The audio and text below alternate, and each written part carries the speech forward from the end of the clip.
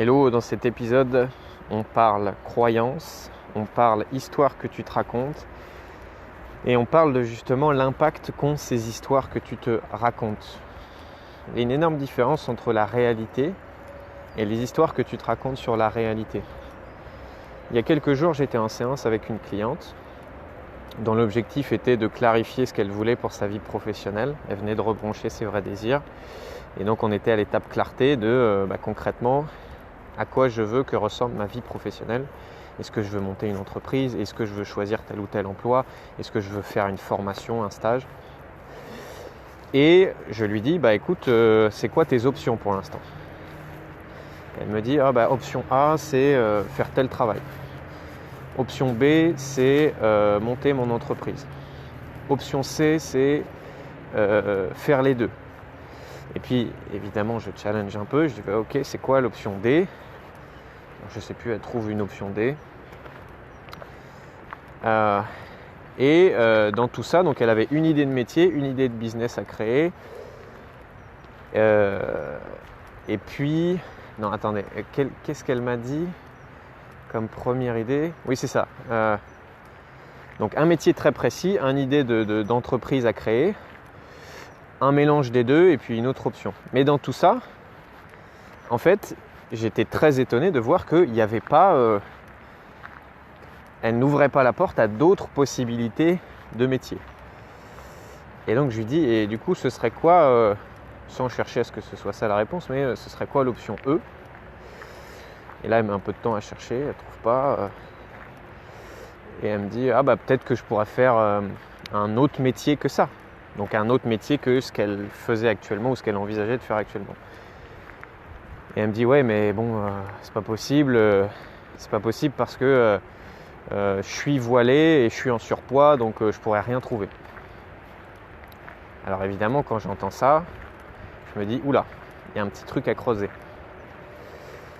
Et je lui dis, mais est-ce que tu connais des femmes voilées et en surpoids qui arrivent à trouver un travail, voire même peut-être à s'épanouir dans leur travail? Il me dit, écoute, non, je vois pas trop, non, je pense pas.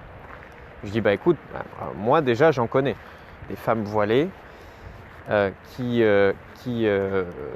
sont en surpoids et qui ont un travail, voire même un travail qui les épanouit. Moi j'en connais.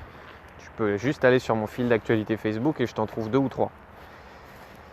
Donc je lui fais, est-ce que tu peux voir que ça existe? Et du coup elle me dit, ouais, peut-être que ça existe, peut-être qu'il y a des femmes voilées et tout.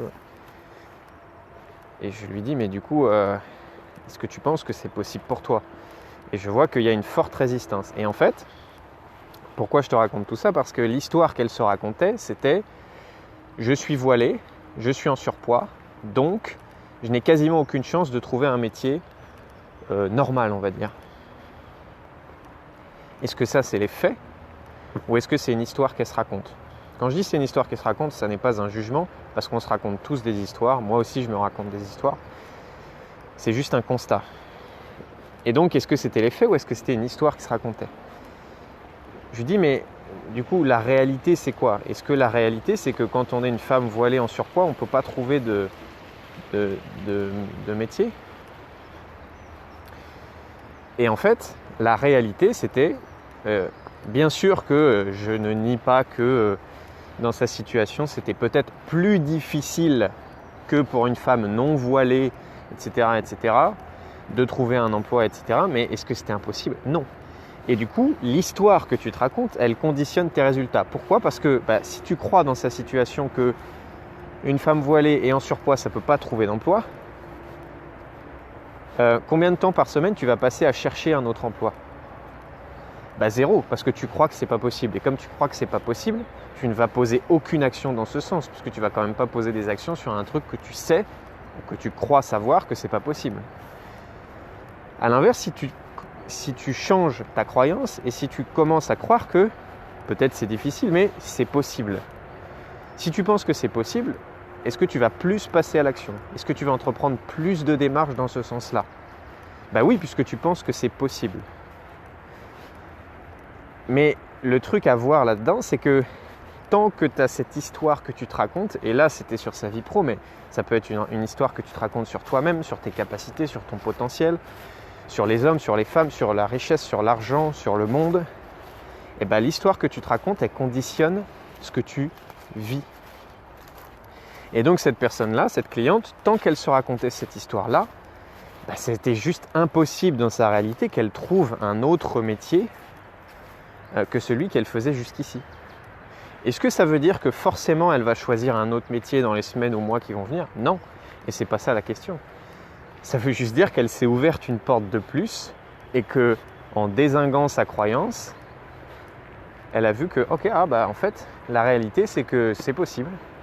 Peut-être que ce sera plus dur, peut-être que je devrais m'y prendre différemment que certaines autres personnes, mais en fait je peux quoi. Si j'en ai envie, je peux. Donc le message de ce podcast c'est le suivant, c'est soit tu regardes la réalité, soit tu te racontes des histoires, et quand tu te racontes des histoires, forcément tes résultats ils sont différents.